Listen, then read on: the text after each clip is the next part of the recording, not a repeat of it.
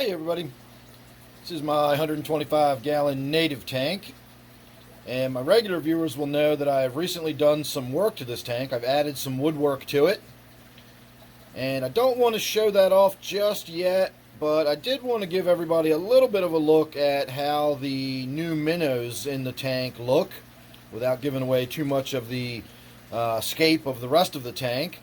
I also wanted to point out that I am treating this tank for cyanobacteria and whatever other crud and off-flux develops over time. So we do have an air stone going on in the tank, and I have changed the direction of the water flow. Well, not necessarily the direction of the water flow, but I've changed the way the water flows around the tank and that sort of thing. So there have been some more changes rather than just the woodwork, but we will get to them when I do my big reveal. The purpose of this video is just to set you up for the fact that I forgot my minnow trap is down the street.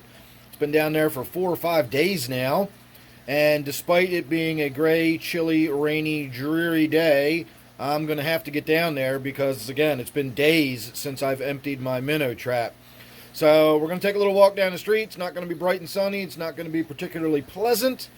But we are going to walk up the stream and check my minnow trap. It should be loaded by now. There should be lots of stuff in there. So let's get going, and I will see you all down the street. All right, everybody, that was fun. They started playing Rossini's William Tell Overture on the way down here. And the radio station I listen to does not play excerpts. It played the full overture. So I just spent the last 12 minutes sitting on the side of the road listening to some good music. So that was fun, but now we're off to slog our way up. And I will apologize in advance for any raindrops that hit the camera lens. There's not a lot I can do about that. But at least it'll give you a little bit of a feel for what I'm dealing with. I probably should have worn a jacket actually now that I'm out here walking. But we won't be here long. I'm just going to go grab the trap, see what's in it. Then we're going to get out of here. You can see the water is actually coming up a little bit from all the rain we've been having. The vegetation that's growing on the side is now down in the water, so that's a good sign. We really need some rain. See, this was all dry the other day too, so we've got a little bit of water coming back in. One of these days I'm going to make a note of where that actually is so I can monitor it myself and see how deep the water is getting. And I did remember today to bring a little dip net, so it should be a little easier to handle whatever we do catch.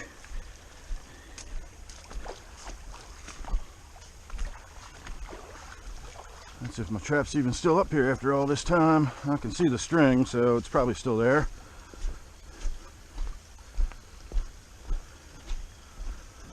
Yep, it's still there.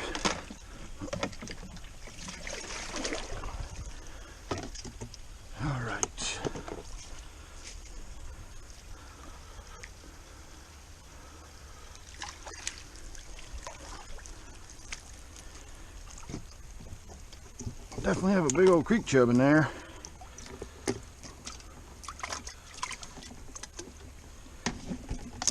And at least 2 crayfish.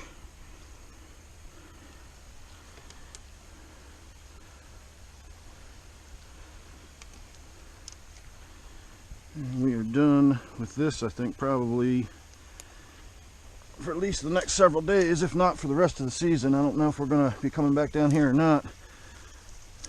So let's get this taken care of.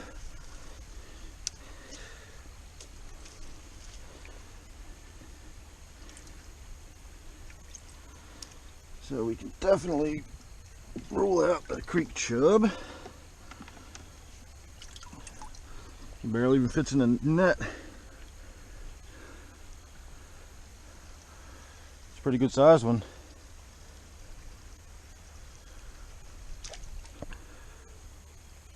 We've got 2 of those little darters, so we'll see how they work out. Pretty sure, what is this? All right, that is Another one of those white suckerfish, so I definitely don't want to bring that one home.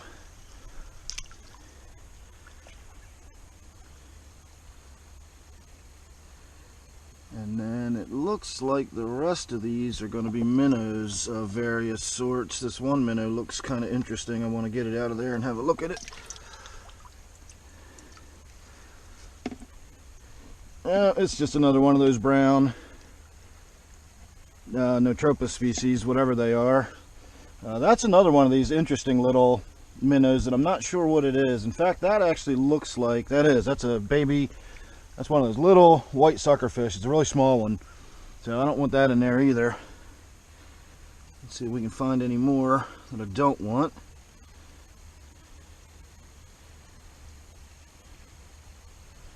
Now it looks like the rest of them are going to be okay.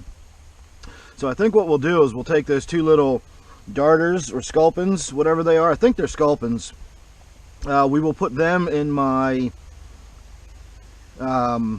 waterfall tank that doesn't have any crayfish in it, and then that way they'll be safe on the bottom, and then I can put the two crayfish into my larger tank where there's already one crayfish. So 3 crayfish in a 125 gallon tank will be fine. They won't be competing for space or anything like that. So give me a minute to get back to the house, and then we'll have a look at these in a clear container at the washing machine real quick and see what's going on from there.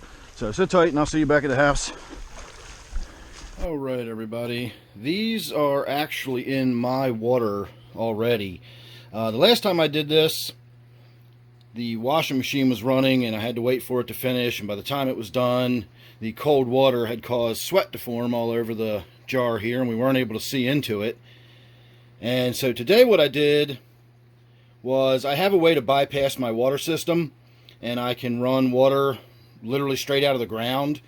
And if I let it run for long enough to let whatever water is in the line to pass through, what I end up with is effectively spring water or groundwater. And so that's what I did, and that's why this is sweating up so much. This is right out of my hose. I have a hose down here that I connect to my water system over there. And so these are already in my water. I didn't acclimate them or anything. I scooped them out with a net and we went right in here.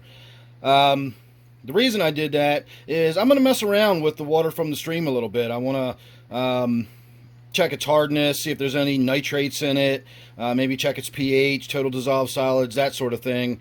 Just out of curiosity, just to see how similar my water is to the water that these little critters are coming out of. This is everything that's going to go into the big tank. I did keep the 2 Sculpins separate. Let me grab that bucket here.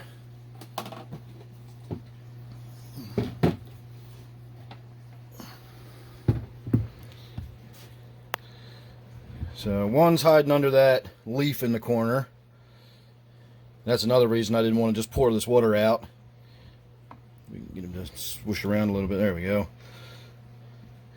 So those are 2 either darters of some sort or Sculpins. I'm almost positive they're Sculpins. I talk about this every time I catch these fish, and every time we see them, we always have this go around in this discussion as to whether these are Sculpins or whether or not they are darters.